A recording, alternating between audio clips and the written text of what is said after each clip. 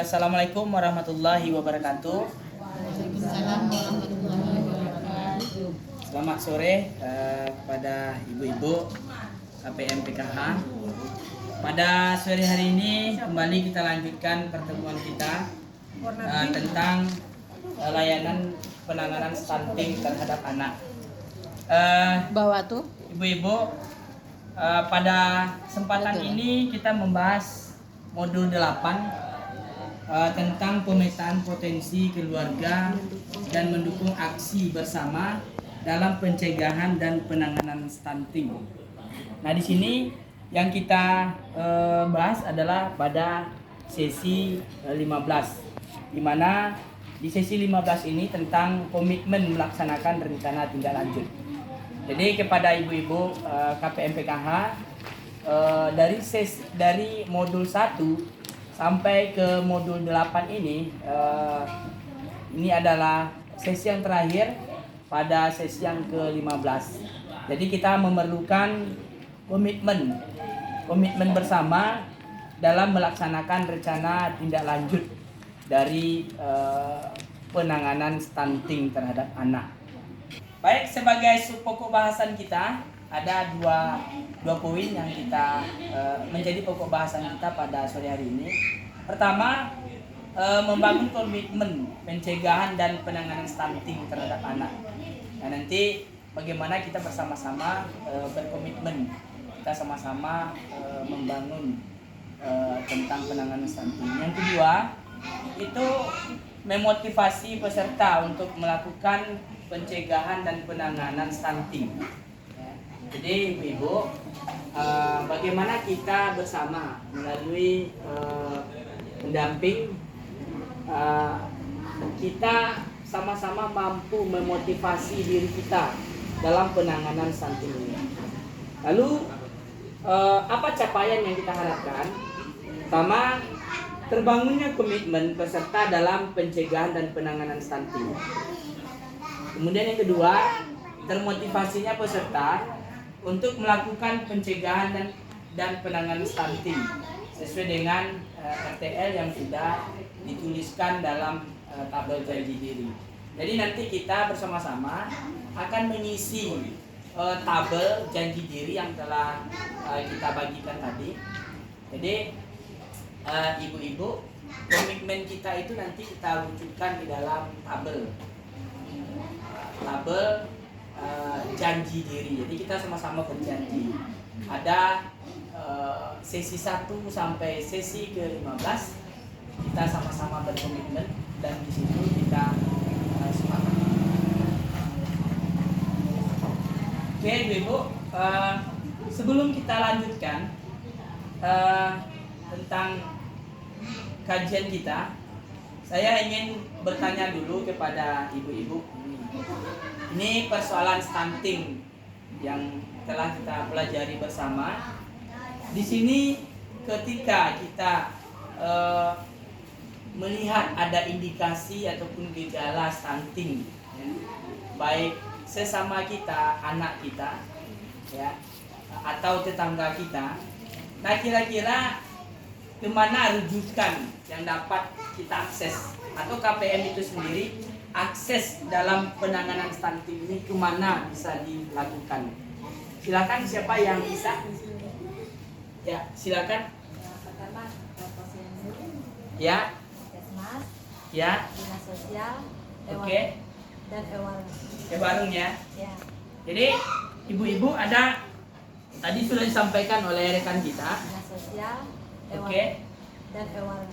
Warung ya. Ya, Jadi ibu-ibu ada tadi sudah disampaikan oleh rekan kita bahwa ketika kita menemukan ada gejala stunting di daerah kita, di tetangga kita, atau di rumah kita sendiri, maka kita perlu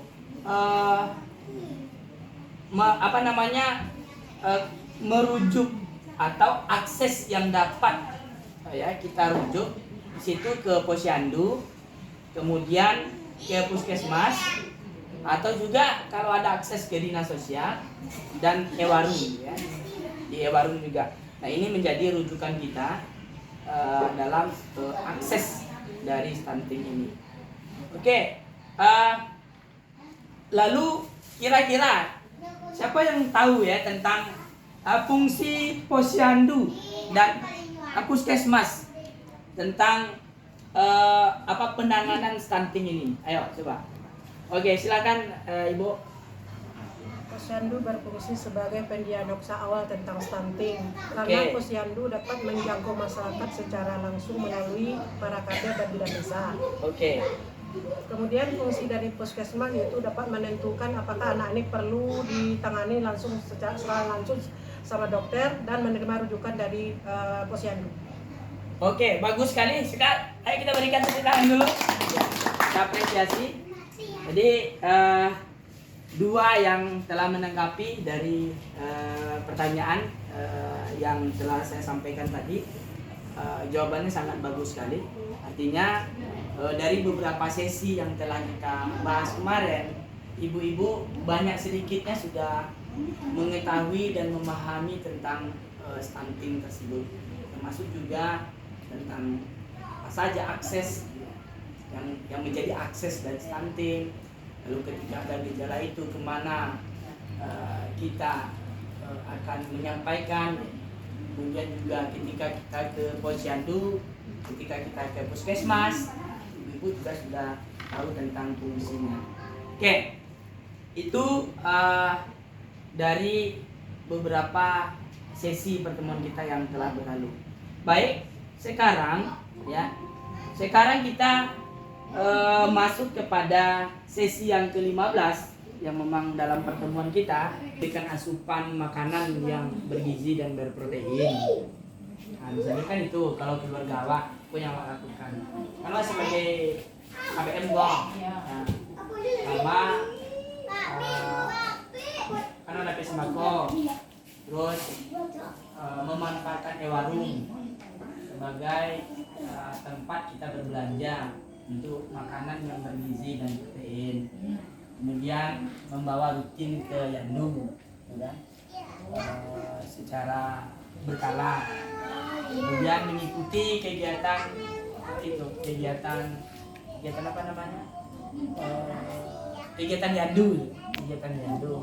Kemudian penyuluhan, termasuk pertemuan yang seperti ini dengan pendamping sosial, dengan baik Ibu. Sekarang kembali kita lanjutkan tentang kasus stunting. Sini saya mau bertanya kepada Ibu, apakah di daerah kita ini ada kasus stunting yang dialami? Nah, gimana Ibu? Ada, ya, ada Bu ya? Ada. Nah, kenapa Bu? Kurangnya kesadaran masyarakat dengan pola hidup sehat. Oke, kurangnya kesadaran masyarakat dengan pola hidup sehat. Nah terus jika seandainya yang stunting itu terjadi kepada anak kita, lalu kita sebagai ibu dan juga sebagai KPM, kira-kira apa yang harus kita lakukan? Kalau seandainya ada anak yang stunting di keluarga saya berusaha untuk merubah perilaku pola hidup saya selama ini menjadi pola hidup yang lebih sehat. Udah tuh membawa anak, memberi makan yang bergizi untuk anak-anak dengan membeli bahan, karena saya selama ini udah mendapat bantuan dari PKH, maka saya ini beli bahan, bisa beli untuk memberi makan sayur mayur, protein, belanja di warung. Kemudian setelah itu saya ajak anak saya ke posyandu untuk melakukan pemeriksaan secara berkala setiap bulannya gitu. Oke, lalu sejauh ini ya kira-kira apa yang sudah dilakukan oleh masyarakat atau peranan masyarakat terhadap penanganan stunting ini, Bu-Ibu? Kira-kira ada yang telah dilakukan ya? Masyarakat sekitar gitu ya? Ya. Masyarakat sekitar, kira-kira gimana? Kalau dari sekarang memang sudah ini ya, beberapa dari masyarakat memang masih ada yang awam tentang stunting Pak ya. Ya. Kalau kami memang awam masih stunting, tapi bagi yang mereka telah mengetahui apa itu stunting, mereka nampaknya memang udah ada perubahan untuk mau menjalankan kehidupan pola hidup sehat itu. Oke. Ah, Baik, makasih ya. Sangat bagus sekali. Mari kita berikan tepuk tangan dulu kepada Tamam. Baik, ibu-ibu. Di depan kita sudah ada tabel janji diri. Mari kita sama-sama mengisinya. Bahwa di sini merupakan komitmen kita bersama dalam penanganan stunting ini. Di situ ada sebanyak 15 sesi yang mesti dan harus kita isi. Mari ibu-ibu kita isi. Pada sesi pertama silakan dilihat. Pada sesi pertama sini supaya lebih apa ya? Ya, lebih jelas di sini. Nah, di sisi tabel ini yang berjudul janji diri peserta dalam pencegahan dan penanganan stunting. Ada pertama nama KPM adalah nama kita masing-masing kita buat. Terus alamat kita. Terus nomor HP ya. Nomor HP kita ada. Ya silakan langsung kita isi. Nah, di sini Bu-ibu pada kolom di situ ada nomor, kemudian ada sesi. Di sini sudah ada sesi itu terisi dari sesi pertama sampai kepada sesi ke-15. Nah, lalu ada tanggal dan bulan. Nah, ini mesti kita isi Ibu ya. Tanggal. Kita contohkan ini. Misalnya sesi pertama memahami permasalahan stunting ya, memahami permasalahan stunting. Nah, di sini janji diri kita adalah misalnya kita berjanji, baik ibu-ibu, terima kasih perhatian dan partisipasinya dalam diskusi kita. Saya yakin ibu-ibu sudah memahami karena di dalam tanggapan dan uraiannya sangat bagus sekali, dan kita berharap pengetahuan tentang stunting ini perlu kita perdalam.